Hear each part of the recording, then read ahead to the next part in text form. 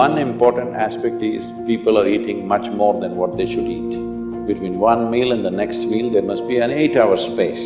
Whatever you have health problems, minimum 50% will go away in 6 weeks. Namaskaram, Sadhguru.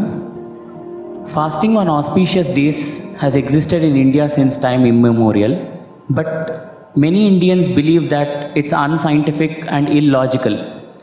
Until the work on autophagy induced during fasting has been awarded the Nobel Prize. Even I started doing intermittent fasting this year. So why are such beneficial ancient practices being labeled orthodox and then immediately implemented once there is a Western approval? That's because you don't have the right color of the skin.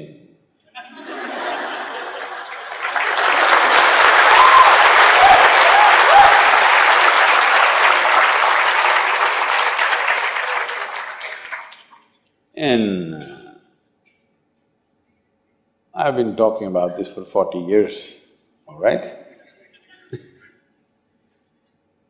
And I have seen hundreds and thousands of people who just become healthy and well simply because they're not fueling up all the time when the tank is filling. In the yoga center, everybody eats at 10 o'clock in the morning and at 7 o'clock in the evening. Our lives are very physically active. There are no automobiles inside the ashram, it's a large place. Everybody either walks or cycles. Even if you have to go to the dining hall, it's a kilometer. If you want to go to your workplace, it's half a kilometer, 1 kilometer, like this. All the time, people are physically active. So everybody is very hungry. By the time it's 3:30, 4 o'clock in the evening, they're extremely hungry. But we learn to live with that because hunger, empty stomach and hunger are two different things. Hunger means your energy levels start dropping. But empty stomach is a good thing. In the yogic sciences, today modern science also is coming in line with this.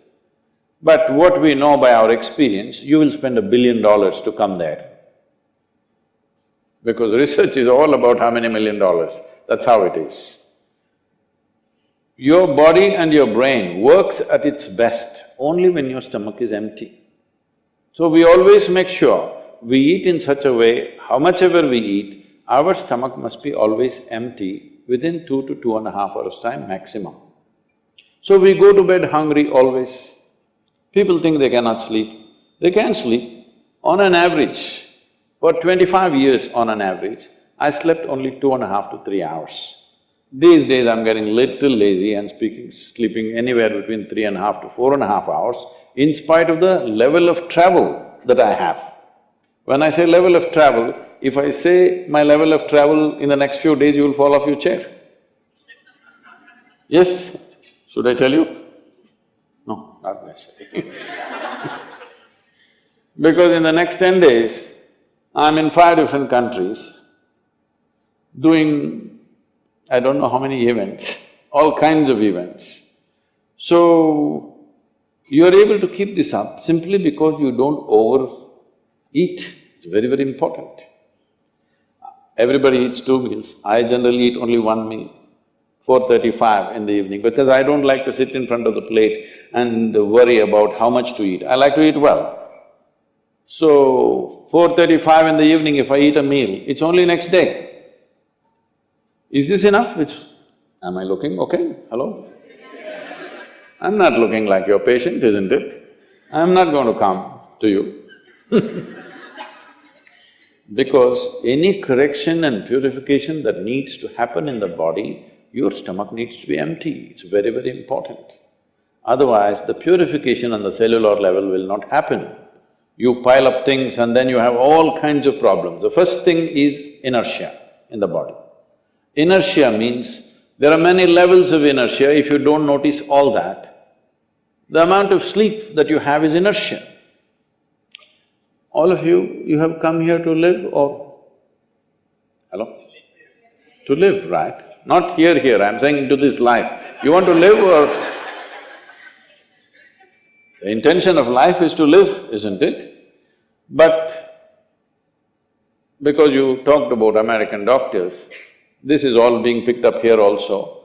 All American doctors say minimum 7 to 8 hours you must sleep. So that means 1/3 of your life you must sleep. Another 2, 3 hours, 4 hours goes in bath, toilet, eating, this, you know. So literally 50% of your life is just maintenance. Suppose you have a vehicle, you have a motorcycle or a car, if it goes to service 1 day in a month, all right to keep it. If it goes to service 15 days in a month, this is a nuisance, isn't it so? Most people have made their systems into a nuisance because their own body is a big impediment in their life. Anything they want to do, their body will not allow them to do. So in this there are many aspects. One important aspect is people are eating much more than what they should eat. Simply because they have been told you must eat more, otherwise you will become weak, this, that. No, it is the way you keep your body. Today everybody is trying to work towards a fuel-efficient car, motorcycle, everything. This means what? If the machine runs smoothly, it'll consume less fuel, isn't it? So if you sit here and you are very much at ease, now it'll consume less fuel. If you like this all the time, then it'll consume more fuel, it'll want you to eat. Compulsiveness will come about this. So, this new name, intermittent eating you should see, in United States, people come to our programs will run 10 hours, 12 hours. So, but they will come with some biscuit and something else. They say, I have sugar intolerance, I have to eat. I tell them, you just be here, you're not going to die, I'll ensure, because I don't want anybody dead on my hands, all right? I'll make sure. You first day, no, I have to eat. By third day, they gave up all that. 12 hours without food they sat there, they're perfectly fine. See, health is not something you can do from outside. Health is something you have to do from within. From outside, when something goes wrong, you can seek some help. But all the time something is wrong with you, this means what? You're a faulty machine. Yes? All the time something is wrong with you, why? That's not how this is designed. This is designed for health. Every cell in your body is designed to create health, isn't it? They're all working hard to create health, except you. So, minimum 8 hours gap is what is recommended in yoga. Between one meal and the next meal, there must be an 8-hour space. If you do this, you will see half your problems of health, whatever you have health problems, minimum 50% will go away in 6 weeks' time. If you do certain other things which may right now seem little extreme to you, if you have a little yogic practice, something meditative within you, then you will see 90% of your problem will go off. 10% if it still persists, we can treat it. Now, it's become like this, the healthcare systems, especially where there is heavy insurance policies. People are eating and drinking all kinds of rubbish, go to the doctor and say, fix me. This is not how it works.